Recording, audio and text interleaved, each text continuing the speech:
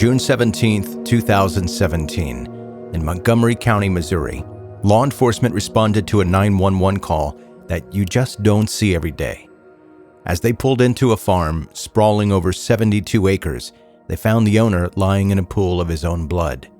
This man was Ben Renick, the bona fide rock star of the reptile world, who had over 3,000 snakes surrounding him in various cages and displays. As if that didn't make this case unique enough, it was more than likely that one of these snakes was still on the loose and could potentially strike again.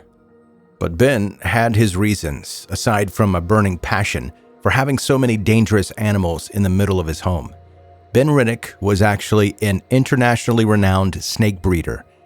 What had started as an interest when he was only a child had quickly blossomed into a booming business. Ben was doing stuff nobody had seen before. Friend and fellow breeder David Levinson later spoke to the press. He had a lot of world's firsts over the years.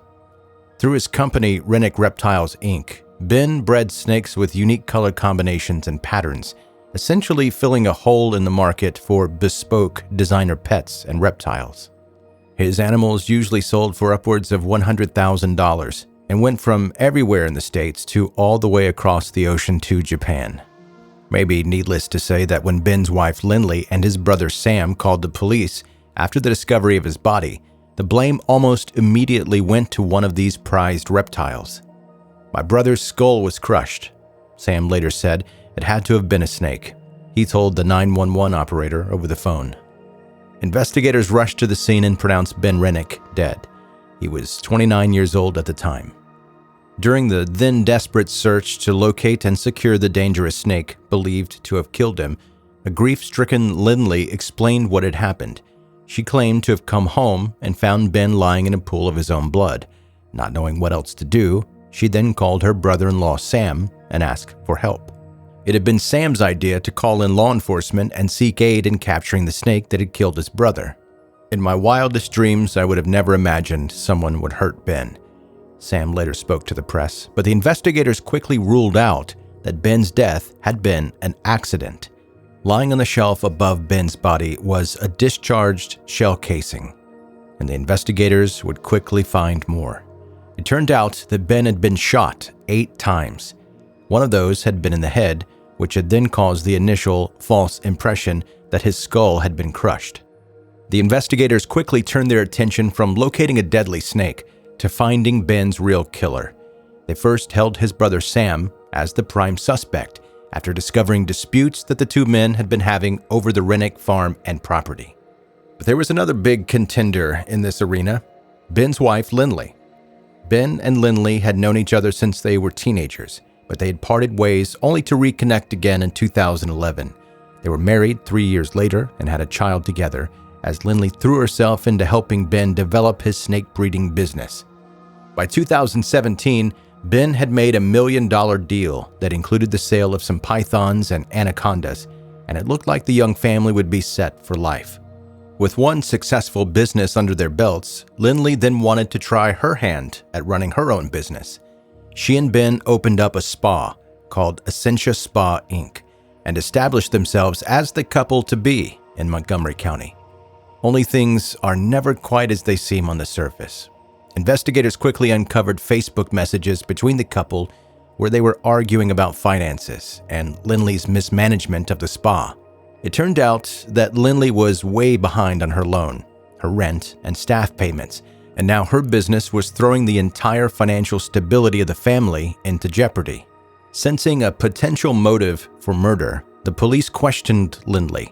They even tested her hands for gunshot residue, but the tests came back negative. It looked like the investigation had been barking up the wrong tree. Lynlee was released, and the investigation continued. And then detectives uncovered another string of messages between Ben and Lynlee. It turned out that only 3 years into their marriage, Lynlee had cheated on Ben with multiple men. From the messages between them, it looked like Ben had been suspicious about Lynlee and her infidelity, but had no proof at the time. The Montgomery County couple-to-be was actually falling apart at the seams. And then the investigators heard a statement from a spa employee that added fuel to the growing fire. It turned out that a month before Ben had been murdered, Lynlee had come into work and opened up about some of her most painful secrets. She claimed that Ben was abusing her and that she didn't see a way out of her marriage. Desperate to help her friend and boss, this spa employee had then agreed to do something heinous. She and Lynlee laced a protein shake with 15 Percocet pills and gave it to Ben. Ben was poisoned. He became incredibly sick, but miraculously he survived this murder attempt. He then went on about his life, unaware of the fact that he was living with someone who had literally just tried to kill him. But the investigators would only find out about this attempt on Ben's life much further along the course of the investigation. For the moment, and the initial period after Ben's death, Ben's friends and family, especially those who knew him from the reptile community, were left reeling from the sudden loss. They raised money to help support Ben's family and his prized possessions, his snakes, to see that they went to good homes and reptile experts within the community. But on the flip side of the coin, only 2 weeks after the death of her husband, Lynlee made preparations to sell the Renick farm. This action in and of itself tells us that she was in a bit of a hurry to financially cash in on her husband's death. But that wasn't the only thing that she did. Mere days after Ben had been murdered, Lynlee was on the phone to the insurance company, asking how she could claim on Ben's $1 million life insurance policy.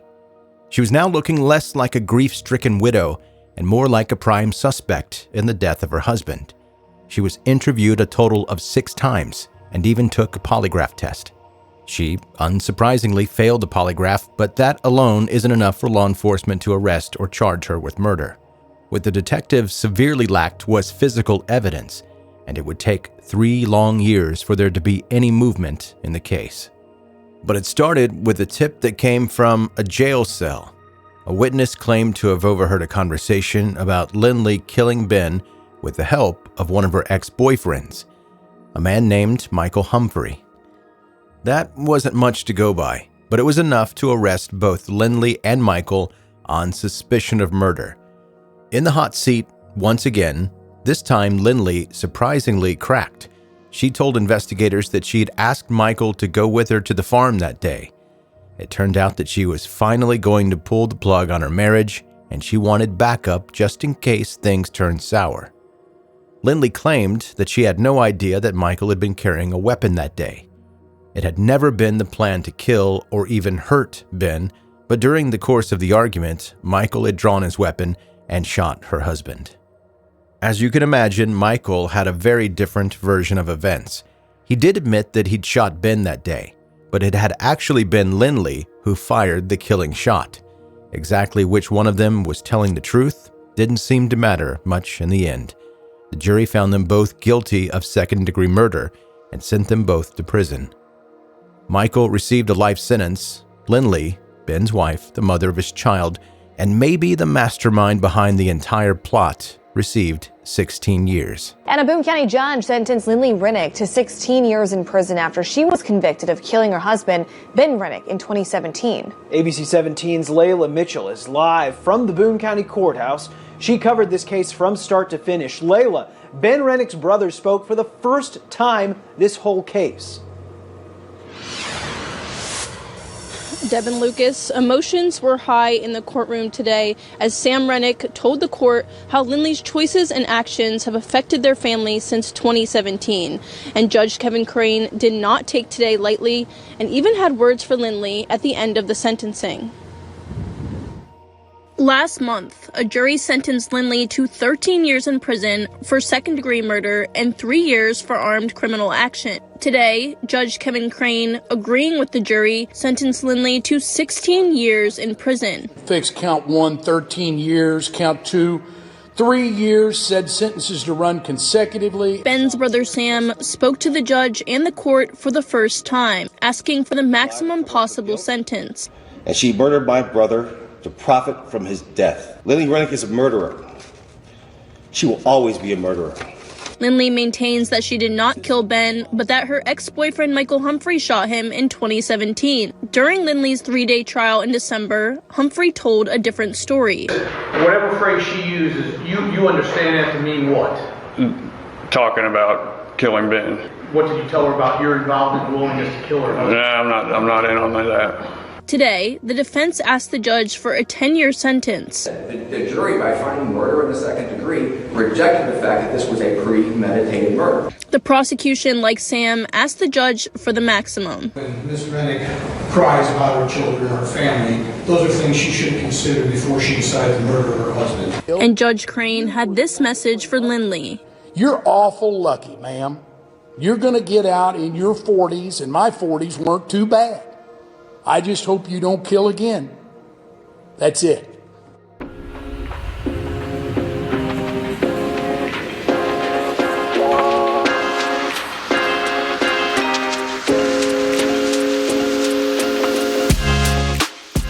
That is 10-Minute Murder for today.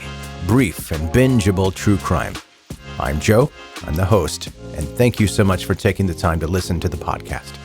If you are a brand new listener, welcome to 10-Minute Murder. I'm super happy that you've decided to listen to the podcast today. If you enjoy it, subscribe, and that will more easily help you catch up on all the back episodes and hear the new ones as soon as they come out. Once you've subscribed, follow 10-Minute Murder anywhere that you are on social media. Links are in the show notes, or you can go to 10minutemurder.com to find links for every place that you can follow the podcast. Tell your friends and family also about 10-Minute Murder. Let them know it's a brief and bingeable true crime podcast. So if they've got 10 minutes to listen, they can get an episode in. If they've got, 30 minutes, they can get 3 episodes in. And I'm not trying to mansplain math, but I think you get the picture. And maybe the most important request is if you listen in a place that allows ratings and reviews, like Apple or Spotify, please, if you enjoy the podcast, give 10-Minute Murder 5 stars. That helps the show reach more and more people. And that's it. That's your episode for today. Thank you so much for listening to 10-Minute Murder.